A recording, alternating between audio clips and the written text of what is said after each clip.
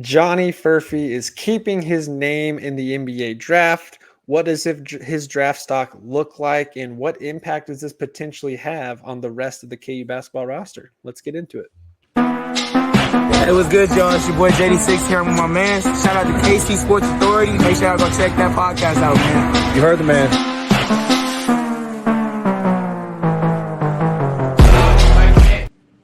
And welcome back into another episode of the KC Sports Authority podcast. Quick reminder, you can find the podcast over on Spotify if you want to listen to us on your daily commute. You can also check us out right over here on YouTube where you can watch the show. You can also hit that like and subscribe button below. Help us continue to grow. We are over 640 subscribers, getting closer and closer to our next goal of 1,000. And when you hit that subscribe button, that truly, truly helps us out. We still have a lot of fun stuff planned ahead for those of you that have been keeping up with us and having fun along the way. So thank you for those subscribing so far. And again, if you haven't, hit that like and subscribe button now so that other Jayhawk fans like yourself, Chiefs fans, Royals fans can find our content. You can also hit us up on Twitter, Facebook, Instagram, and TikTok as well at KCSA Pod. Well, Keegan, JB, and Spencer here with you guys for another KU basketball edition of an episode. I know that it's been a couple of weeks since the three of us have talked last. And since then, we have the big news that Johnny Furphy is indeed keeping his name in the draft process as he looks to jump to the career professional level and live out his dream of playing in the NBA. Currently listed as the number 18 ranked prospect of this draft class. We've talked before about how this isn't the strongest of draft classes, so it was probably one that it was more likely he would stay in than come back.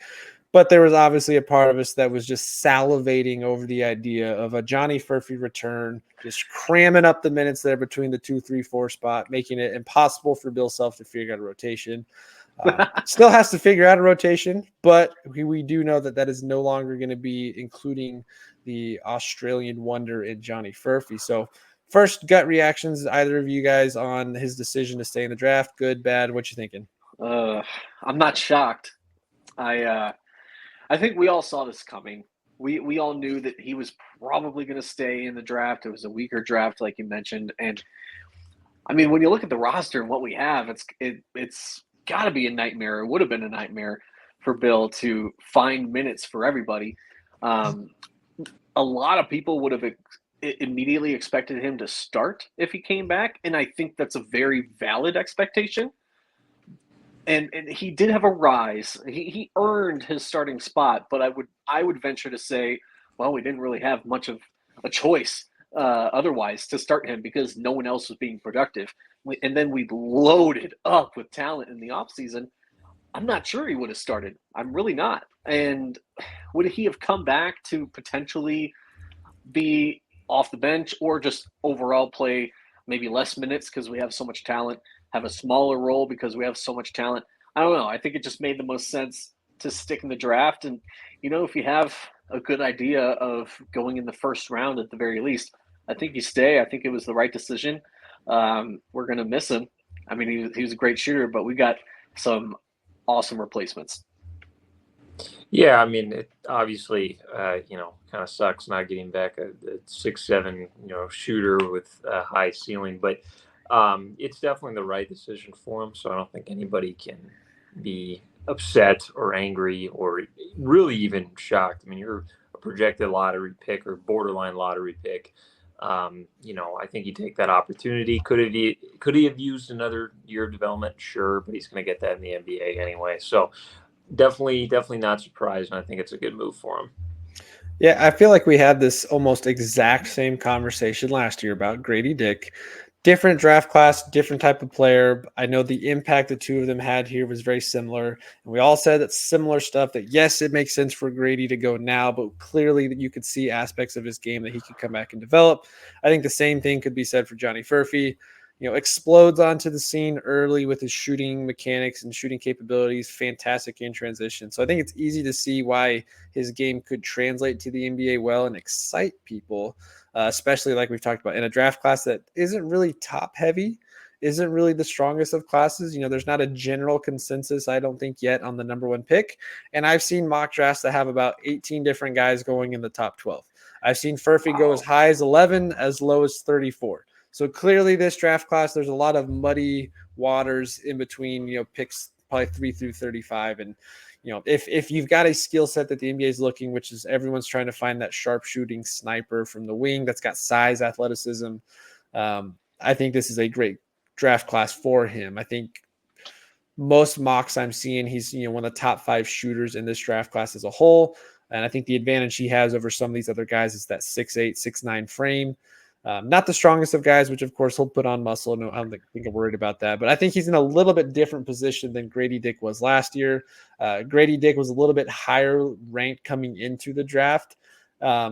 And I think he was a more consistent knockdown shooter with what we saw. And he had a little bit more offensive game, whereas Furphy didn't really get to see a ton of the offensive versatility. We definitely saw that he could be a little bit better with the ball in his hands as far as dribble drive and creating his own shot. But he's going to come in as one of the top shooters in the draft class. Again, right now he's mocked 18th to the Orlando Magic on ESPN's latest mock draft. I've seen him as high as a potential lottery pick, as low as the end of the first round. To me, this was a no-brainer for him. I think if you had at least 2 to 3 to 4 teams saying they were willing to take you in the first round, you have to go. First-round draft picks have the guaranteed contract. Second-round guys don't. So I think if his camp was hearing second round was more than likely the case, there's a good, strong chance that he's back for year 2, and we have this insane logjam of dominant scoring wings trying to figure out who the heck would play. But Furphy is there. Spencer, I want to ask you this, as a guy that might, between the two of you, I'm going to assume Spencer probably has done a little bit more dive into some of these prospects just from what you know.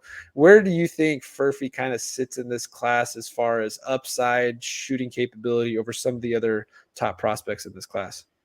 Well, I know it's being labeled a weak draft class, but I think Furphy in any given year in an NBA draft, you can see why scouts are high on him. The tools are there for a really high ceiling. And like you said, everyone's looking for that prototypical 3-and-D guy here. So you have a guy that has potential to do both at a high level.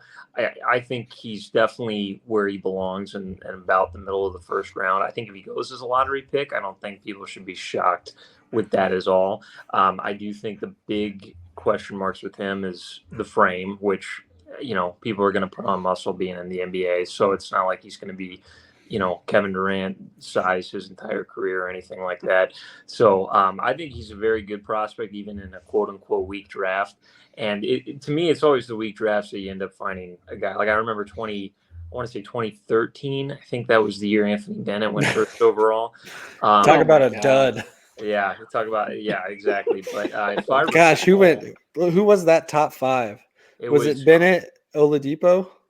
Yeah, I think Oladipo went second. I think Michael Carter-Williams won Rookie of the Year, if that gives you any sort of indication of how that draft class was. But you always are going to find some diamonds in the rough there. So I'm excited for Furphy. I think no matter where he goes, he's going to be an impact guy. Oh, my gosh. All right, pause. 2013 draft, just to go back. Here we go. Oh, no. The top 10... Talk about major disappointment other than maybe 2 guys. Anthony Bennett, no. Probably one of the most overrated number 1 picks biggest in bust NBA of all draft history. time. Victor Oladipo, solid player, just can't stay healthy and on the court. And he's looked good the last couple of years, just can't stay healthy. So not the best there. Otto Porter Jr., again, a guy that I thought was way overreached on early. Hasn't really done a ton. Now he's hung around for quite a while since then, but hasn't really done much. Cody Zeller, another big that overrated. Alex Len, oh my gosh, plays for the Kings. Fourth bad. Nerlens Noel never got going because of injuries. And then our guy, of course, Ben McLemore, who could have had an awesome career if not drafted by the terrible Sacramento Kings at the time. Definitely a disappointment there with Ben McLemore. Kentavious Caldwell-Pope's been fine. Has won a couple championships. Has been a part of some good rosters. I think he's a great pick there. Trey Burke, been there, done that. Had 1-2 decent seasons gone. CJ McCollum runs out the top 10. Probably the best pick in the top 10 there for sure because he's still balling out. And then, you go a little bit further down. Michael Carter-Williams, Rookie of the Year, has done nothing since. Giannis, 15th pick. Obviously, that was a major steal. I don't think anybody at the time thought he'd be one of the 2-3 best players in the game. But all around, that draft class was pretty dang weak. I think as I'm looking through the first round, if you take Giannis out of it, maybe a combined 3 All-Stars between the rest of the first round picks. Well, I guess Rudy Gobert was at the end of the first round. He's obviously been fine. So outside of Rudy Gobert and Giannis, I don't think anybody else outside of McCollum have been an all-star in this class. Depot was one. I think it Did he get one? in Indiana. He was. Yeah. So this class, like I said, this class has been mentioned to be similar to that, where there's not really I mean, even Anthony Bennett wasn't the consensus number 1 pick until really late in that draft process. Nobody knew who was going to go 1 overall. At one point, it was Shabazz Muhammad out of UCLA before he fell off. Gosh. Or regardless, Furphy is a guy, I think his floor is not very low. I don't think there's a lot of risk with him. I mean, worst case scenario, you get a 35% 3-point shooter that's an average defender. I think that's a pretty good pick to me.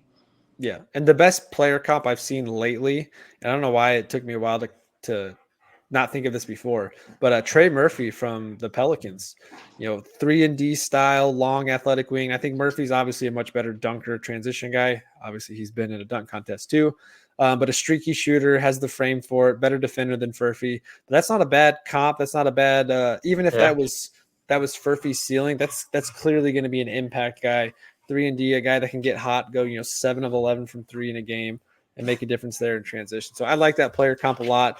We've also seen, man, my dog is going crazy. He's pumped that Johnny Furphy is going to be going pro.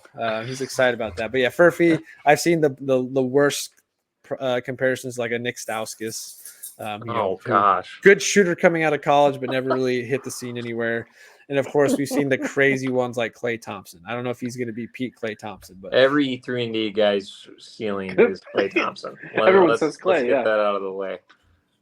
Yeah, I mean, if you get even close to that, I think you're doing great. Yeah. But as I look at the draft class, though, he's up there. Jared McCain's probably one of the other best shooters in this class, but more of a 2-guard, 1-guard type player.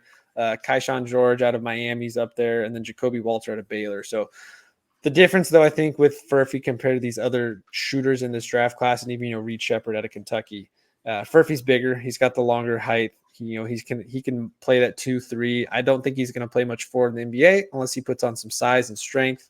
But I think he's a guy that, honestly, looking at the rest of the first round mocks, he could go all over the place. Like I'm seeing, I don't think he gets drafted this high, but all the way up at 9 with Memphis. You tell me Memphis doesn't want a long athletic shooter to pair up with Ja Morant and Desmond Bane? I mean, right now they're going after Dalton Connect is the latest mock, and that'd be a great pick for them because he's a knockdown scorer. But I mean, Furphy could go that high. I think he would fit in well with Oklahoma at 12 as long as they stay there and be another shooter to space the floor with Gilgeous-Alexander, and of course Sacramento. From they probably will. They're probably gonna. I could see them packaging Giddey and that pick to move up. I could also see them packaging Giddey with that pick to go get a true superstar. I don't know. I haven't decided. I mean, I love the Thunder. I don't know who that other superstar is that you pair with Shea right now that fits really well with him and Holmgren without giving, I think if they do that, they're going to have to give up on a guy like Lou Dort. And I know Lou Dort's not, second, third scorer, but I just freaking love him. And I think he's a great fit out there. So, and him with Jalen Williams. So they do need a bigger forward to pair with Holmgren or a bigger post player they can rotate in, but I just don't know what that move looks like. But yeah, they've been in talks of either trading back, trading up, or packaging that with Josh Giddey and going and getting somebody. But I don't know who that would be. But they could trade one Australian for another. They could. But yeah, Furphy would be a great pick there. I think he's got a very, very wide range. I don't feel like he's going to be a guy that really disappoints us from a pro level. He might not get an immediate impact. Maybe he's a year 2 guy, year 3. But I think if he gets into the right system, the right flow, spend a few weeks in the G League, get his shot mechanics down, really solidify that, show what he's capable of doing. If he gets hot, the team's going to want to put him in the rotation somewhere. But yeah, are there any teams, that 13 through 30 range that you guys are looking at that you would just absolutely love to see him in that uniform? Spencer, what does you think? Oh, I got to look up the draft order real quick. I've got a couple others. I think Cleveland at 20, he could fit in there.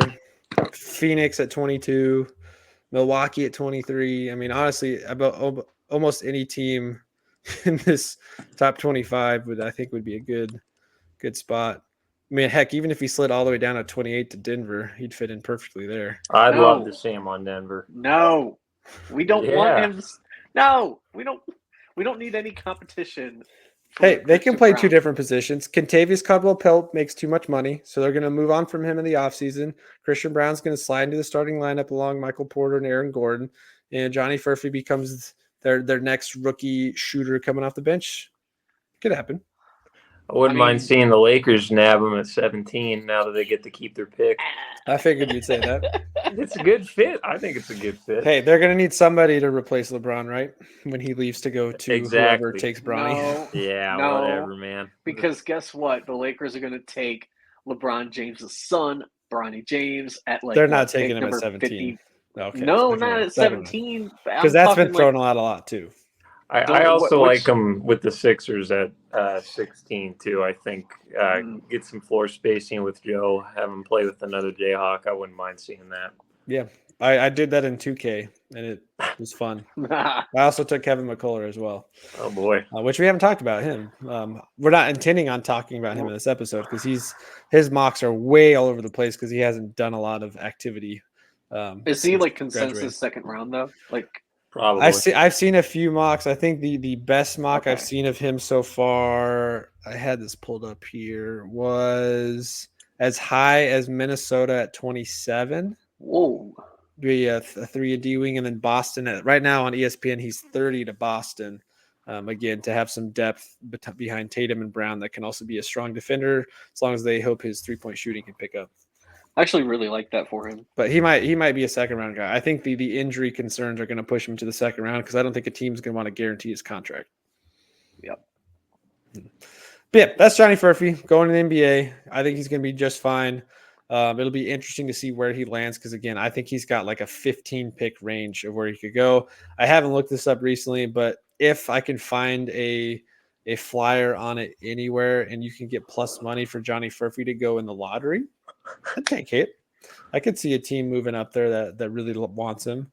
Because, again, I think he's one of the 3 or 4 best shooters in this draft class, and he just fits the frame and the mold of the 3-and-D style shooting wing you want. Like Jared McCain's a fantastic shooter. Reed Shepherd's a fantastic shooter, but they're undersized for like they're going to have to play a lot of 1 or be an undersized 2 against some of the more athletic guards, whereas Furphy's already got that height and length. So that could play to his advantage. But any other thoughts on him from a draft perspective? Just don't go to the Kings and Yeah, please not the Kings. Or the Pistons. Yeah, or The Pistons. We Talk just about a dumpster want. fire. You know what? I hope he goes to a contender that's looking for a bench piece because I want more Jayhawks to get some rings. And no matter what, we are going to get a Jayhawk getting We another are. ring or their first ring in this year's NBA Finals. So I'm all about it. Hey, and another player comp for Johnny Furphy is Svi Mikhailuk. Hopefully a much higher ceiling than Svi because I think he's way more athletic than Svi. But another similar player profile. But yeah, Svi, I hope he's probably not going to log any minutes in the finals, but he could get a ring, or Markieff Morris could get another ring. So Furphy's gone. Let's talk about where that leaves Kansas now as we shift back to our team here. So with the official departure of Furphy and some of the things that have gone on behind the scenes, as far as I understand, I just went blank on his name. The recent incoming transfer from Rice. Shelby. Jackson. Noah Shelby. Sorry. Noah Shelby. My understanding is not only is he going to redshirt this upcoming year, he's also going to be a walk-on, a preferred walk-on. So there's a good chance he doesn't count towards scholarship. So if that's the case, Kansas is sitting at 11. And let's run through them again. We got seniors, Hunter, KJ, DeJuan, and Zeke. So those 4 last year for sure. You got Zach Clements coming back in as a redshirt junior. Ryland Griffin will be a redshirt junior. AJ Storr, redshirt junior. Noah Shelby will technically be a junior. He'll be coming. Well, he's going to so he'll be a redshirt junior. Sophomores, Elmarco McDowell back, of course, and then the 2 freshmen coming in, Flory Badunga and Rakis Passmore. So sitting there at 11, KU still has 2 scholarships over the next 2 years they have to give up for the I thought it was just infraction one. case. I think it's. I may be wrong. I think it's still 2. It's just one. I'll fact check that here while we're talking about it. I'm fact checking right now. It's just one. Okay, yeah, you go. So it is 1. So they could do that now and sit at 11 and keep their assortment of walk-ons. Between Shelby, Will Thingvall that they picked up from Kansas. I think they have a couple walk-ons they could do that kind of Clay Young type role or turn into the Connor Tehan type role where they earn a scholarship. Or they could go out and get somebody with that 12th spot and go in with 12 scholarships, forget the 13th, come back next year with the full 13 scholarships to play with. Right. And go there. So I've got my own thoughts on what I want to see happen, but curious what you guys think first. I want to put some people in their place. Okay, there's people on KU Twitter that seem to think that we need all these pieces and everything. We got the pieces. We have so many pieces. We don't need any more guys. We all talk about it. Bill Self tightens his rotation, but even beyond that, I mean, everyone's got a backup. Everyone's got someone that can relieve any kind of foul trouble. Everyone's got someone. Not only that, everyone's got somebody that legitimately has a case to be a starter. I mean, we've got talent. We've got so many guys on this roster that can really make an impact early on, especially if our freshmen really develop. I mean, we talked about Marquise Passmore before. We said we would talk about him more. He is primed and ready to give the guys a run for their money. So I think we are, as a fan base, sleeping on the roster as a whole. And I just feel like we're set. I mean, if we get one more guy, maybe we're looking for someone that can develop into the ball handler next year. But other than that, I mean, I don't think we really need somebody of this superior caliber. I think we're all set on terms of what we've got on the roster right now. Yeah, I mean, I'm going to be in agreement here. People will say, "Oh, there's no such thing as having too many talented players. No such thing as having too many." But there is, because rotations are important and rhythm is important. And if you're going to have this, too many pieces, there's going to be dysfunction. There's going to be inconsistency with rotations, with how many guys are played. So I like having a tighter lineup, and we have depth. If there's going to be a year to go without a scholarship, I think it's this one, because we have enough guys that even if there's injuries, let's say one of the main stars get injured, I mean, you have guys that can step up and play more minutes. I mean, I think Marco Jackson could slide up and play more minutes, even if he's not the most effective in the world. We have guys that can do that. So I'm content with running the roster how it is. And I hope coaching staff kind of switches gears from recruiting to, okay, let's start nailing down these rotations, these lineups, see what works and see what doesn't. Yeah, I told you guys off air, I'm on that same boat too. I would very much welcome if there's a guy that is still in the portal right now, which we'll probably talk about another episode this week. If there's talent out there to take and you can go get it, go get it and let the pieces fall where they may and figure out the rotation. That being said, I still feel really good with the group we have, and I said this on the last KU basketball episode. I'm very big on Marquise Passmore. I think as an athletic, strong athletic wing at 6'5" frame, that Wayne Selden type mold, probably a little bit better shooter than Selden was coming in, but that type of player, strong defensive upside, maybe a little bit better version of what Jamari McDowell was last year. I know they're different play types the way their frames are, but I think Bill Self's really high on him. I think KU went out and got him for a reason. He's a top 40 recruit in the nation, and as the year progressed, he kept sliding up that board. I think KU really likes him. I don't think they're bringing him in to sit on the bench. Now, hopefully, it's not an MJ Rice situation where he's super talented, doesn't click early, and then is lost to no man's land and transfers. But I think Marquise Passmore is a guy that's going to fight for minutes. And we're talking 9th, 10th, 11th in the rotation at this point.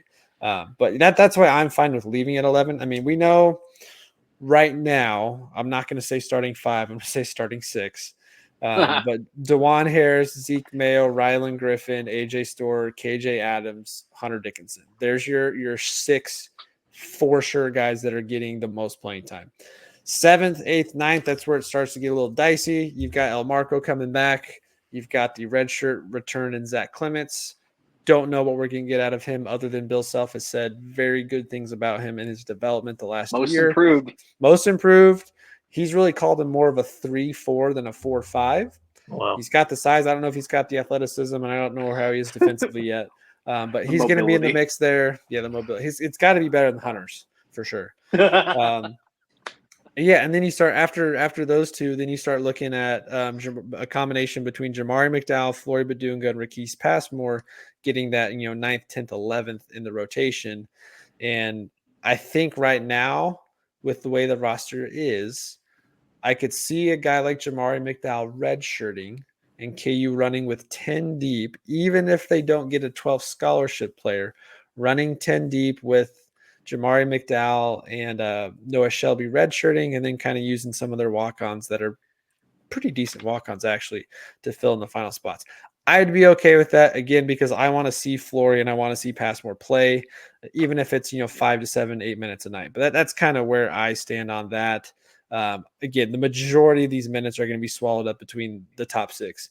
I think as we get into Big 12 play, Bill Self's going to go 6, maybe 7 deep, and that 7th spot's going to be who does he trust more right now between El Marco and Zach Clements, and then maybe Flory, because I do think Flory probably gets more minutes potential than Rakese Passmore. But that's how I'm looking at it. Do you guys think that's a fair assessment? Yeah, that's fair. I would also, I guess I know my stances were good with who we have. The more I think about it, we are going to lose a lot of guys after this year. I mean, there's a lot of our best players that are graduating or will probably just go to the NBA. I mean, the year after this upcoming year is going to be the craziest offseason we've seen in, I would say, a while, but probably last offseason was pretty crazy. I think this next one after this upcoming year would be right in line because of how many pieces we lose. And I mentioned earlier a potential point guard for the future. I don't know if that's Shelby or not. Can we talk about him for a second? Yeah. I know you're not as high on him, so let's get your take first. Why are we going out and getting this dude who's coming up? I'm sorry, I'm really trying not to be mean, but like, who is this kid? I'm gonna. This is gonna be. I'll tell you what. This is gonna be clipped, and this is gonna be thrown back in my face when he plays well for Kansas in a year or two or whatever it is. But why are we getting this guy? That was out of left field for me, and I was a little surprised. I have optimism and faith in our coaching staff that we got him for a reason.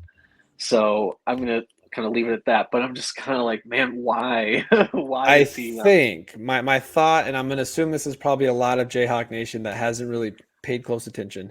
If you're just looking at his box scores, his statistical sheet, there's nothing on there that excites you.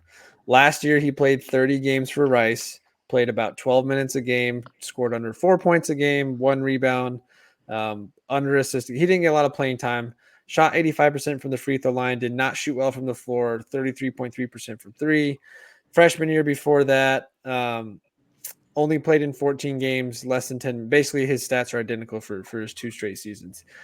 So if you're looking at just that, I could totally see why are we even wasting a roster spot on this guy who hasn't done anything yet. However, 6'3", 185, decent frame for a point guard. He is athletic, has a lot of quality shooting skills and defensive upside. So he's definitely more of you're not bringing him in. Yeah, you're not bringing him in to be an immediate impact guy at a program like this level. But if he gets a year behind a guy like DeJuan Harris and can learn the on-ball defense as well as a mixture of some of the athleticism. I mean, El Marco Jackson's a better athlete and scorer But Shelby's got the I guess the potential skill sets to show what a quality third, fourth year college basketball player could be. So I think that's where it is. I don't think there's really any high excitement for him to run and lead the team, but I think he could be one of those guys as a senior that's a quality off the bench guard that would probably, hopefully, provide much better impact than what a Joe Yesufu did. Or a Charlie Moore. But something in that kind of mold. Which still doesn't get me that excited. So I understand that it's not that exciting. But hopefully better skill set than that. That's my take. Spencer, you got anything on him? No, I think that's pretty spot on. Some of these guys you got to look at as investments that are going to pay dividends in a couple years rather than immediate. So, and if he remains a walk-on, that gives us more flexibility. Well, yeah, there you go. You don't even have to come onto the court. Yeah. So again, that's why I'm on. Let's roll with the 11 we have now. We'll get in maybe this week. We'll talk a little bit about some of the guys out there that they're still looking at. Let's go this direction then. If KU were to fill that 12th spot, what position are you looking at? What type of player do you want to go after? That's tough. I feel like I said earlier, everyone's got a backup. I feel like we're pretty set. I guess I'm still looking at point guard just because I want someone that's going to be solid for next year, the year after, for 2025 and 2026, because there's no guarantee that we get Darius Acuff, right? Mm-hmm. So if we don't get him, we have nobody that I can really trust. Elmarko, we would hope would be the guy, but he's more of a two guard to me. So I'm like, who's it going to be? And it's hard after watching last season to fast forward 2 seasons from now and think that Elmarko is going to be the guy. Hey, maybe he really steps up. Maybe he tests the draft waters after this upcoming season, and maybe he goes just off of raw talent alone. We don't know. We don't know. So I'd probably look at point guard. Yeah, I either want to look at a pure point so DeJuan can get a break and Zeke Mayo doesn't have to take a break from scoring the ball to become a full-time, one guard. I wouldn't mind getting another Parker Brown kind of guy, like runs the floor, high energy. We're facing a really talented big, throw him in there to get a couple quick fouls and tire the guy out. I wouldn't mind getting an extra piece like that. Yeah, I think I'm more with you on that, Spencer. Mostly for a depth perspective. Like right now you have 3 guys that are true. Well, really you have 2 guys that are true centers in Hunter and Flory. You've got a guy in KJ that can play the 5 but is undersized, not the best shooter to play the 4. And you've got a guy like Zach Clements who's got the size to play the 5. But doesn't really, his play style doesn't fit that. So I think that's probably where they go if they add somebody. I think they've got plenty of wing depth. So I'm looking at it either it's a 3rd tier 5th man that's more for a practice body to go up against, or a guy that fits the 4-5 mold better. Because if you think about it, KJ is really your true 4-man in the traditional sense of what a power forward used to be. And then you've got these stretch wings with AJ Storr, Rylan Griffin, who could probably play the 4. Storr's probably better suited for the 4 than Rylan Griffin is. But maybe his defense doesn't translate quite as nicely there next to Hunter, because we know Hunter's more of a help defender, and even then he's not quick enough, but he's definitely not an on-ball defender. So you need a 4-man next to Hunter that's going to be a good versatile defender that can switch and help there. So KJ is really the only guy that slots there. I don't know how excited I would be to see Clements and Hunter spend a lot of time on the court together. I don't need 2 7-foot white guys that can't move fast on the court at the same time. That has worked in the past for teams like Gonzaga, who have done that with like Kelly Olynyk and some of those guys over the years. I'm sure I was that or something. Probably, but those are Purdue's probably done it too. But those are some more athletic guys than what we have currently. But I think that's where I'm leaning. But again, I don't I don't really want to go get a guy that like Jackson Robinson, stepped out of the NBA draft. It was down between, Kentucky, Arkansas, Kansas, and I think one other school. I would have loved Jackson Robinson, but I'm also looking at this team going, do I need another 6'7" scoring guard when I've already got two that can do that should be starting already? So Jackson Robinson comes in and he slides in as your starting guard. Now Zeke and KJ are coming off the bench, and you still don't have, a bigger, stronger mold for that four spot. So I would have been all for that, but I think we have plenty. My only concern now is Alabama has brought in so many guys back and hit the transfer portal hard now that KU up until like 4 days ago was probably the unanimous overall favorite for preseason number one, which again, doesn't really matter. We know KU sucks when they're the preseason number one anyway. So who cares? But up until 3 days ago, KU was the, predominantly number one preseason team coming in. Now Alabama, I mean, they got Cliff Omarui, they got Mark Sears back, Grant Nelson's back for them. They hit there's another transfer guard they just picked up, and I'm blanking on, and they have another returning scorer.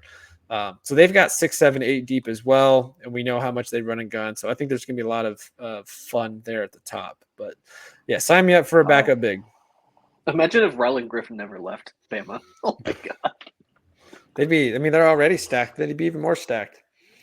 Imagine if we got Grant Nelson. We talked about that last year. That was who I wanted, and then KJ come off the bench.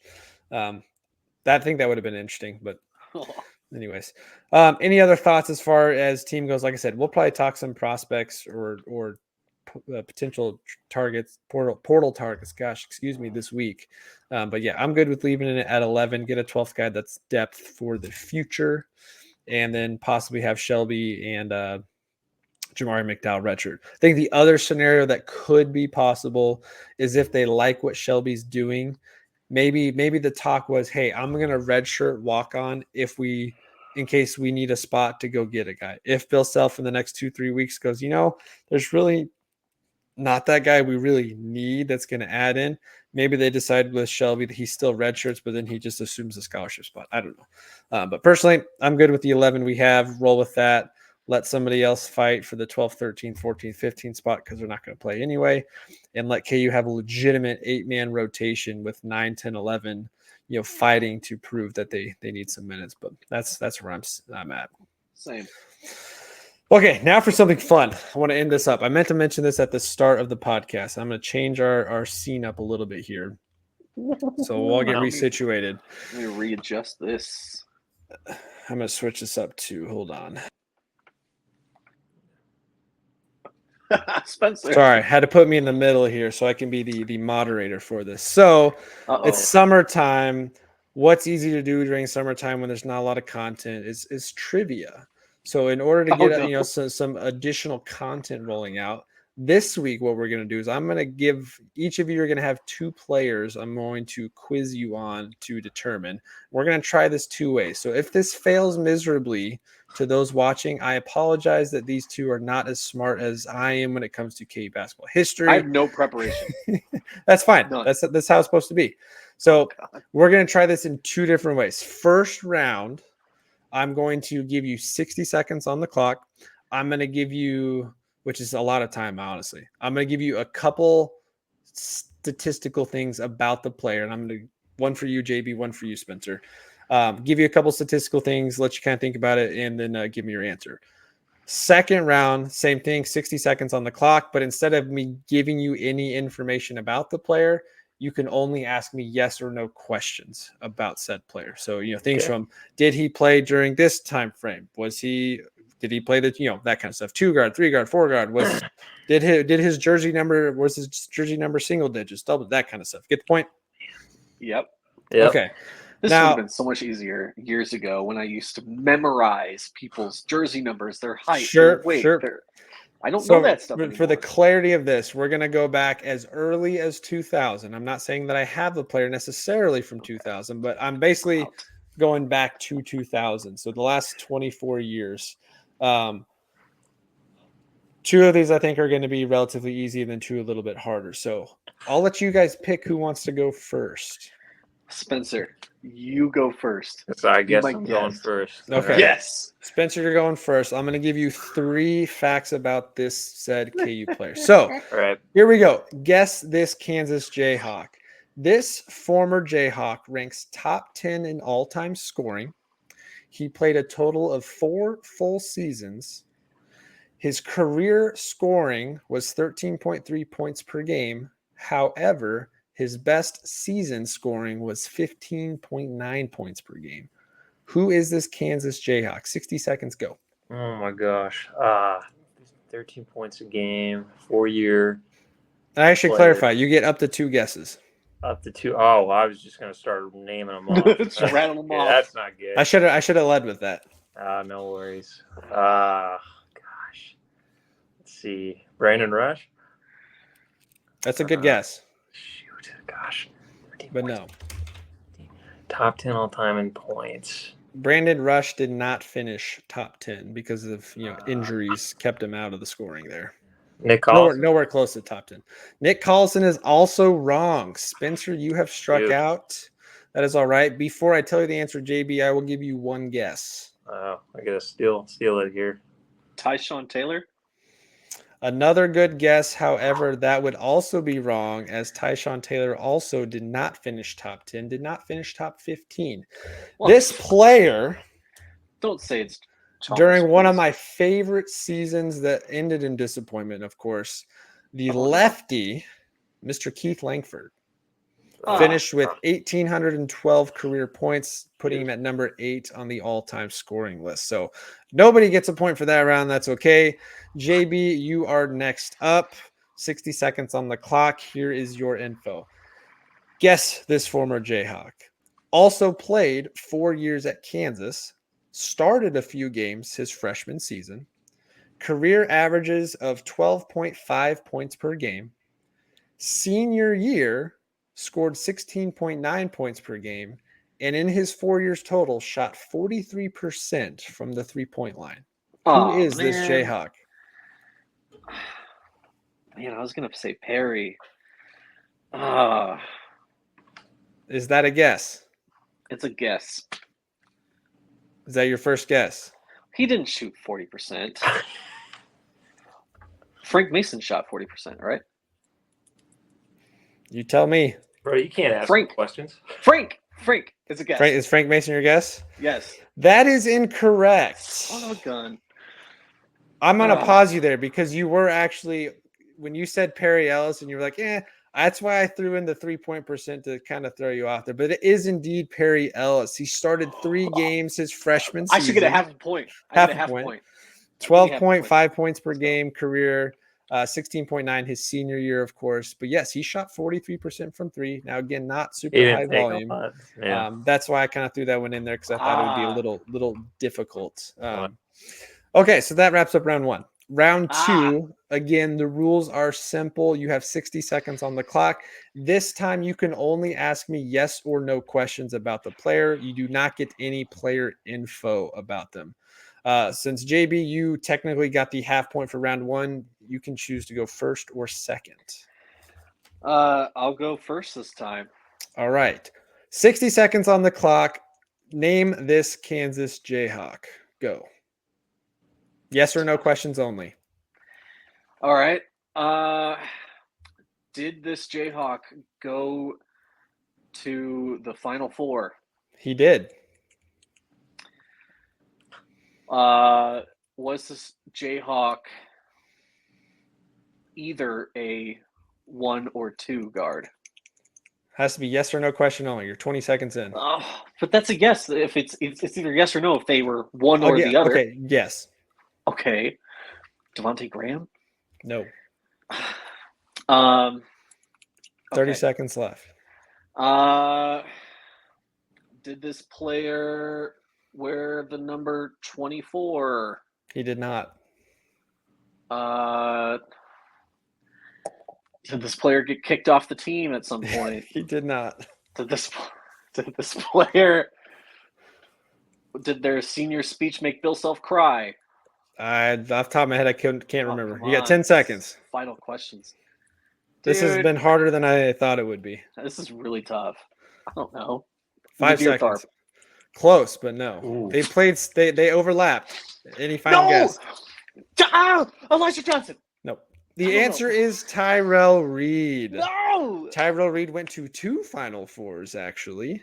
Yeah, I'm sorry. When I said their time overlap, that was my apologies. That was wrong. That is an error on my part. This part is not going up as a short later because I screwed that up. But Tyrell Reed was the answer. 2008, 2012 national championship his freshman season, as well as a Final Four national championship appearance his senior year in 2012. So I don't know why I guessed the Deer Tharp then. So again, this is a tough one. You got to ask yes or no questions, and you got to keep them that's coming. tough. So let me switch back over Shoot. to. So Tyrell Reed was a slightly tougher one. So Spencer, I'm going to give you a slightly tougher one as well. Lovely. Let me pull up my. If you get this one, I'm actually going to be impressed. All right, 60 seconds on the clock. I have your player. Guess this Kansas Jayhawk. Go. This player playing the NBA. He has. Was he a Kansas Jayhawk in the last 10 years? Yes, just briefly. Is he a guard? Is he a guard? Yes. Okay. Did he go to a Final Four? He did not. Okay, let's see here. He did play in the NBA, though. Wayne Selton? Good guess, but no. You got about 30 seconds. Okay.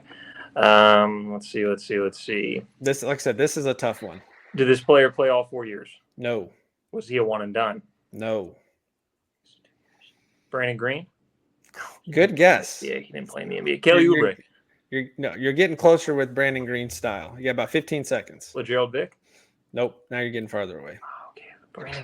Brandon Green's style. Think earlier. So a shooter. Yeah, 10 seconds. Oh, gosh. He was not a one and done either. Only played 2 seasons before transferring. Give me one final guess here.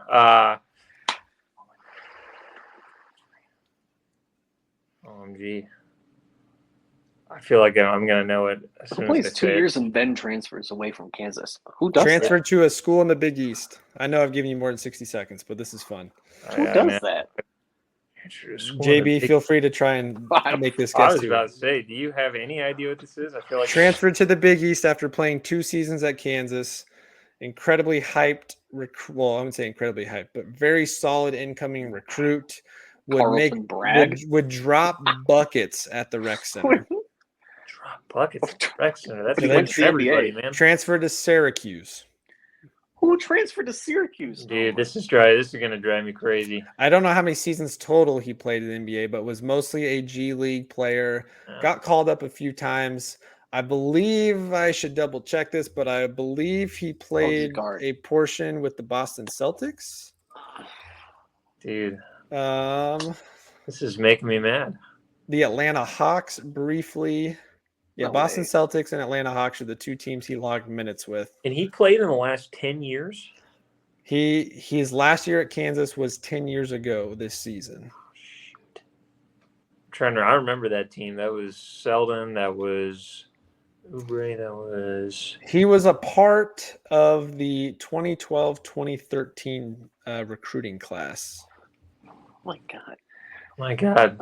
Keegan, do we cut this out of the pod before we upload it? We might have to. This is right. Yeah, we might have to because I cannot freaking think of this guy. It's all right. Next week I'm gonna let you guys grill me on my knowledge. Yeah. You want the answer? Yeah, give me the answer, dude. What's the answer? Andrew White. Andrew White. Oh no. I don't even know who that is. I'm gonna be honest. 2012, 2013 had big high hopes for him. He was a part of that Syracuse team that had Jeremy Grant and Michael Carter on the other guard. They were really good when White the third. His senior year at Syracuse, he was a stud. I might give you guys each one more since that was a struggle. Let me pull up. Oh my gosh, dude, I don't remember this guy at all. I'm looking at pictures of him right now. I remember him. we're gonna have to edit that question out of the. That's right. We're gonna do this all summer long just to get some additional content. Andrew White. Oh, good Hold Lord. on. Before we edit anything out, do we just make this a separate pod? And I could just cut this out as KU trivia later. That's fine. Okay, so like right in the moment, whenever you say, "All right, now for some fun," that can be like the start of the next pod. Yeah. So I'll listen to it back, and if I decide that it's embarrassing to put this out, then we'll do different. I might still put it out anyway, but okay. We can put it out as its own. But now gave me like Tristan Inaraha or something. Inaruna. Let's do one more for each of you. Right. JB, I'll go back to you. Again, 60 seconds on the clock. You can only ask yes or no questions. Yeah. Your time starts now. Did this player play in the NBA? He did not. I like that question, Spencer. Okay. Did this play? Was he a center or a power forward? No. Ooh. Did he play for KU 4 years? Oh shoot! I should have had that up. Okay, I'm going to give you more than 60 seconds because I was not prepared to fully answer that question. Yeah, he did play 4 seasons at Kansas. Oh boy. Is he white? He is not. You got about 20 seconds. Oh my gosh. So I don't know, man. I don't even know what to ask. Is this player, was he a starter? He was not a starter.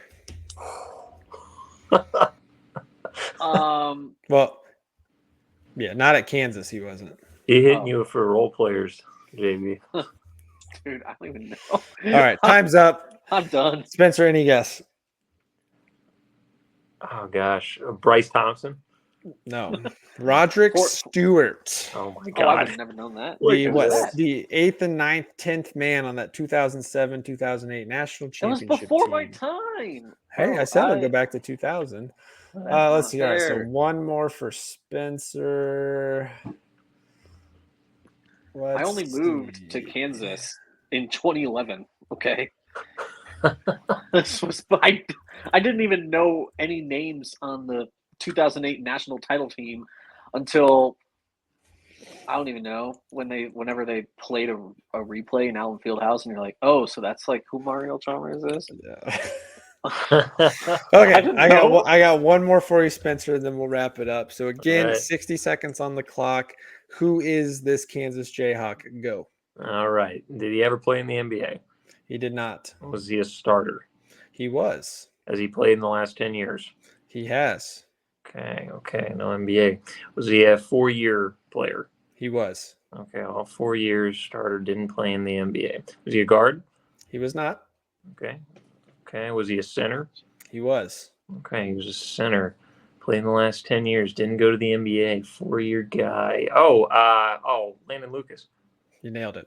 All right. Lame. We got one. We got a winner. There we go. Come on.